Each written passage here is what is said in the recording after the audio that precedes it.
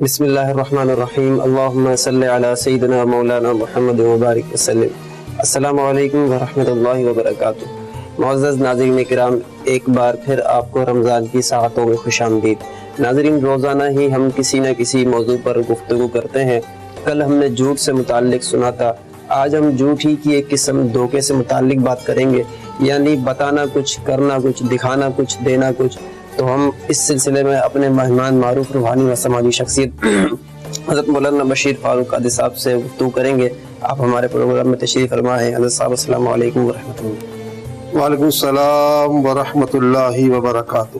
حضرت صاحب، اب تک کے ناظرین سے یہ بات شیئر کریں کہ امت مسلمہ دھوکہ دہی کا شکار کیوں ہو گئی؟ بسم اللہ الرحمن الرحیم۔ اللہم صلی وسلم دائما ابدا علی حبیبک خیر الخلق کلہم وعلی آلہ وصحبہ بارک وسلم۔ یہ بہت بڑا المیہ ہے، بہت بڑا صدمہ ہے، بہت بڑا دکھ ہے کہ جھوٹ اور دھوکہ جو ہے یہ ہمارے معاشرے کو دیمک کی طرح چاٹ رہا ہے۔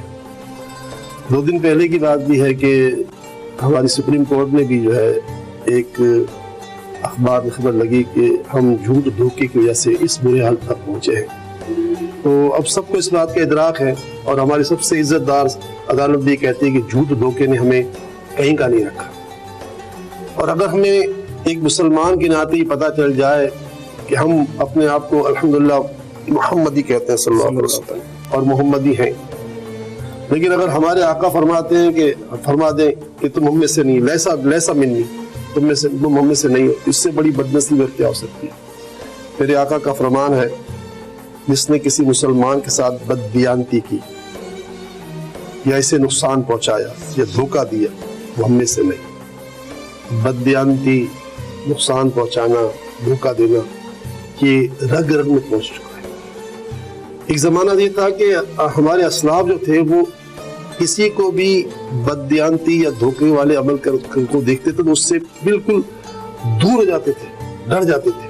یعنی ایک صحابی کا واقعہ ہے کہ وہ ایک بات پوچھنے کے لیے کہ ان کو پتہ چلے تھی کہ یہ بات ان کو پتہ ہے۔ اس زمانے کے سفر بڑے دشوار ہوتے تھے، بڑے دشوار ہوتے تھے۔ اس دشواری کے عالم میں بھی انہوں نے نہ جانے کتنے دنوں یا مہینوں کا سفر کیا، اونٹ پر یا کھچر پر یا پیدل، اور اس شخص تک پہنچ ہی گئے کہ جس سے ان کا مسئلہ تھا کہ ان سے یہ بات ان کو ملتی۔ ایک دن کی بات تھی، کوئی کاروباری بات تھی۔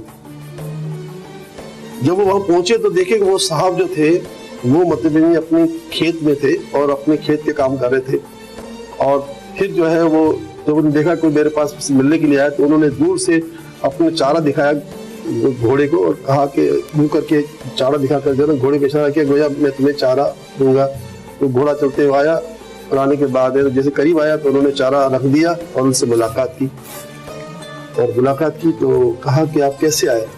تو بس میں کام کے لیے آیا تھا۔ ملاقات کے وقت اتنی دور سے آنے کے بعد جب انہوں نے دیکھا کہ اس شخص نے ایک گھوڑے کو دھوکہ دے دیا، اس کو چارہ دکھا کے بلایا اور پھر چارے کو رکھ دیا، کھلایا نہیں، تو یہ شخص اپنی بات میں مجھے کہاں تک مطلب دوسری بات کرے گا۔ انہوں نے نہ جانے 15 دن یا مہینے کا سفر تھا، وہ پورا سفر ان کا ضائع ہو گیا، واپس چلے آئے، اسے کوئی بات نہیں، سلام دعا کر کے چلے آئے۔ یعنی یہ مطلب ہمارا اسلام ہے کہ اسلام نے اتنا احتیاط ہمیں ہمارے بڑوں نے کر کے دکھایا۔ تو بھائی دھوکہ جو ہے یہ مسلمانوں کی عزت کو بہت پامال کر رہا ہے، اور اس کی وجہ سے ہماری دنیا بھی خراب ہو رہی ہے اور آخرت بھی خراب ہو رہی ہے۔ جیسے کہا کیا، کیا دکھایا کیا، اور مطلب دیا کیا۔ جیسے میرے آقا صلی اللہ علیہ وسلم ایک مرتبہ کہیں تشریف لے جا رہے تھے، اللہ کی عطا سے میرے آقا کو اللہ تعالیٰ نے غیب دیا ہے، اور اللہ تعالیٰ قرآن پاک میں فرماتا ہے کہ یہ غیب جو ہے میں اپنے پسندیدہ انبیاء اور رسول کو عطا فرماتا ہوں۔ سرکار کو اللہ تعالیٰ کہتا ہے سب بہت سی باتیں پتہ ہیں، لیکن امت کی تعلیم کے لیے جب آپ تشریف لے جا رہے تھے تو راستے میں آپ ایک بازار سے گزرے جو غلے کا بازار تھا۔ سرکار کریم گزرے تو آقا نے ایک غلے کی ڈھیری میں گندم تھی، اس میں آپ نے اپنا دست مبارک ڈال دی، تو اس پہ جیسے انگلیاں انگشت مبارک اندر گئیں ٹھنڈک محسوس ہوئی، پھر آپ نے وہ نکالا، کہ یہ کیا ہے؟ تو کہا یا رسول اللہ رات کو بارش ہوئی تھی نا تو کچھ غلہ گیلا ہو گیا۔ فرمایا کہ تم نے وہ گیلا غلہ اوپر کیوں نہیں رکھا؟ کیونکہ گیلا غلہ جو ہے وزنی ہو جاتا ہے، اس کی ویلیو بھی کم ہو جاتی ہے۔ ہاں، गला वजनी हो जाता है, वैल्यू कम हो जाती है, उसको क्यों दिखाया? फिर कहा कि जो धोखा दे वो हम में से नहीं। तो ये है इस्लाम कि जो चीज आप बेच रहे हो उसको मतलब यानी कि अगर उसका ऐब है तो बताओ। यहाँ तक कि सख्त तरीन रिवायत है, इंसान को कहा जाना चाहिए कि जो शख्स किसी को कोई चीज बेचता है और उसका ऐब नहीं बताता तो उस पर फरिश्ते लानत भेजते हैं। यानी फरिश्ते कहते हैं अल्लाह उसको अपनी रहमत से दूर कर दे, और उस शख्स के कारोबार का बेड़ा गर्क नहीं हुआ तो क्या होगा?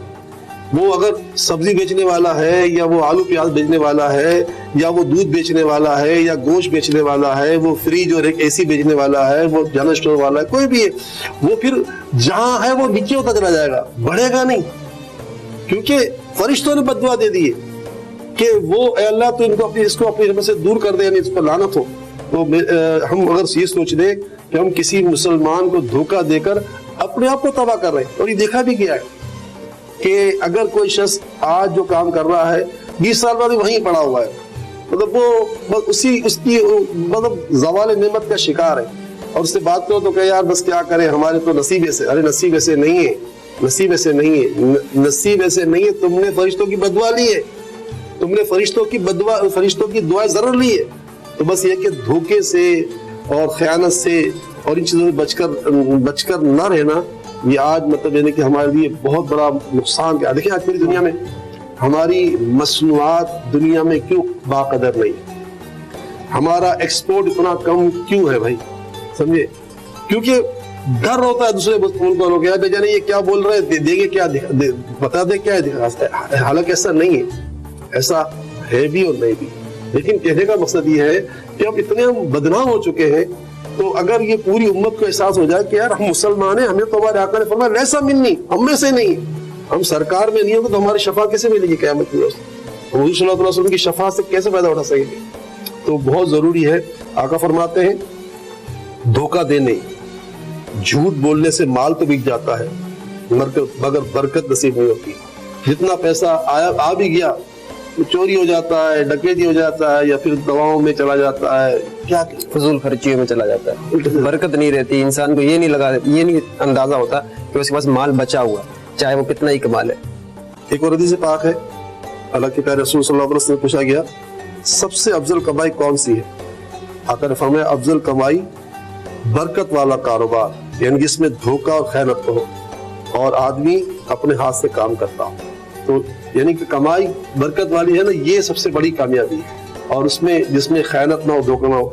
अब अगर हम मतलब यानी कि अच्छा यहाँ एक बड़ी गलती भी होती है, जैसे हम आलू लेने गए, प्याज लेने गए, टमाटर लेने गए, हमें पता है कि ये कैसे, हमें उसने कहा कि ये 25 रुपए किलो है टमाटर, हम फौरन मुंह से कह देते हैं यार ये तो अच्छे नहीं है, या मतलब यार ये 25 जैसे टमाटर है, ये मुंह से कहते। तो याद रखिएगा यहाँ एक जबान संभालने की, ये टमाटर अल्लाह ने पैदा किए, ये आलू अल्लाह ने पैदा किए, प्याज अल्लाह ने पैदा किए। अगर तुमको सस्ते करवाने हैं तो मतलब इसको कह दो कम कर ले, लेकिन इसकी मजम्मत ना करें, क्योंकि आपने अल्लाह ताला की प्रोडक्ट की मजम्मत की। हुज़ूर सल्लल्लाहु अलैहि वसल्लम फरमाते हैं सच्चा ताजिर हुआ है जो बात करे तो सच बोले, वादा करे तो पूरा करे, जब माल खरीदे तो उसकी मजम्मत ना करे कि वो ऐसा है, मतलब हमको रियायत कराने के लिए एक चीज को झूठा करना कि यार ये तो ऐसे अच्छी नहीं है।